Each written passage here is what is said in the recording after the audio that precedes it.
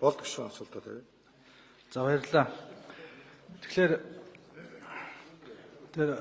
танаа намын бүлэг дээр ярьсан асуудлыг хэвлээс уншлаа л да. Тэгээ бодвол танууд өгж байгаа болохоор үнэн гэж ойлгож байгаа. Тэгээ тэрэн дээр бол гишүүд бол ардын намын гишүүд намын бүлэг дээр бол их зөв яриад байгаа байхгүй юу? Энд өөрөө яриад байгаа даа харамсалтай байна л да. Одоо нямд жишээ бол бүгд шудраг маш сайн мэднэ.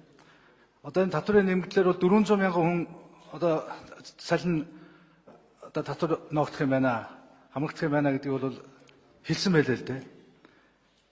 Тэгээ энэ болж байгаа юм уу? Ер нь бол энэ хямрлаа гэд хямруулад байгаа. Тэгээ ийм нөхцөлд одоо хүндрэлээ хямрал болгож байгаа ийм нөхцөлд татвараа нэмж иргэдийнхаа компаниудынхаа халаасыг нэмгэлж одоо энэ хямралаас гарч ирсэн энэ түүх юу хаана байдгийг би хаанхын туршлага байна. Энийг нэг одоо хэлээд өгөхгүй. Одоо танаа том эзэн засгчтай тавж бол 400 жилийн өмнө ийм алдаа хийж ирсэн. Одоо энийг манайхан дахиад авчир гэдэг. Энэ дээр бол нэг бодол хэлж өгөхгүй юу. За дээр нь бол энэ татварыг бол үнэхээр бид 10% болгоход татврын орлого нэмэгдсэн тухай үед маш сайн санаж байгаа.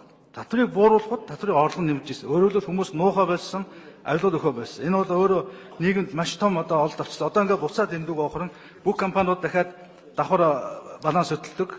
Одоо ингээд Монгол улсаа ингээд далд эдийн засаг руу буцаагаад тэгэхээр нугачиж байгаа ийм аюул байна гэж харахгүй байна уу та нар гэдэг тал дээр тодруулах хүсэж байгаа. За тэр ашин улсны нөөц засгийн тасар одоо ингээд гишүүд бас зөв яриад байна л. Тэгэхээр эн чинь бол эргээд бид нар бол түрүү нөгөө алтны татвар 68% нэмэл тэгээ манай бүхэл бүтэн алт гэсэн энэ том салбар далд эдийн засаг руу орсон.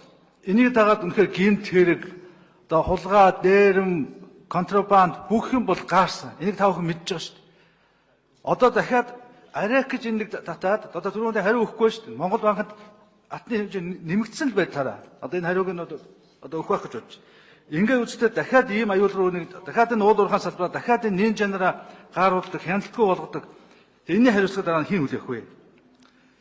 За тэгээд дээр нь одоо юу гэдгийг аяг дарс тамхи дахиад татврын нэмж байна. Дахиад энэ салбар чинь бас далд эдийн засаг руу орлоо. Ерөөсөө дахиад нөгөө найрка дахиад гудамжинд зардаг. Гэхдээ энэ бүх юм чинь дахиад эхэллээ шүү дээ.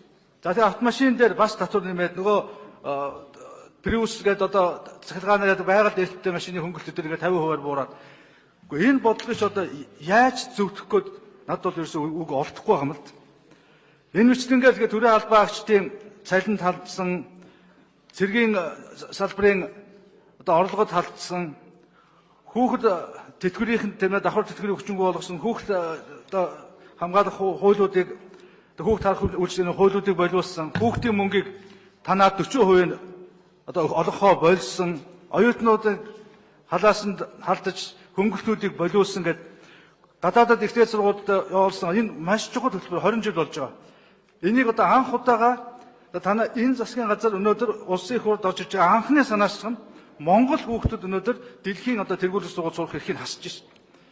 Энэ бол одоо зөв бодлого гэж хэлэхэд одоо зөв үү? За халамжинд бүх халамжинд татвар авдаг болж байгаа. Ингэснээр бол одоо энэ санхүүгийн системээ одоо ямар одоо тонцлогонд оруулах вэ? За одоо орон сууцны борлуулалтын дээр орон сууцны дамжуулсныгаа төлдөг болж байна. Өөрөөр хөгжүүлэх сангаас хувийн хвшилт өгж байгаа хөнгөлтүүд зээлүүд байхгүй болж байна. Гэхдээ энэ нэрээ одоо ерөөсөө үг олдохгүй маа. Энэ бүгд дээр одоо тэгээ та бүхэн дараа надаа одоо эдийн засгаа сүрүүлчихэд ямар хариуцлага хүлээх вэ гэдгийг асуух санаатай байна.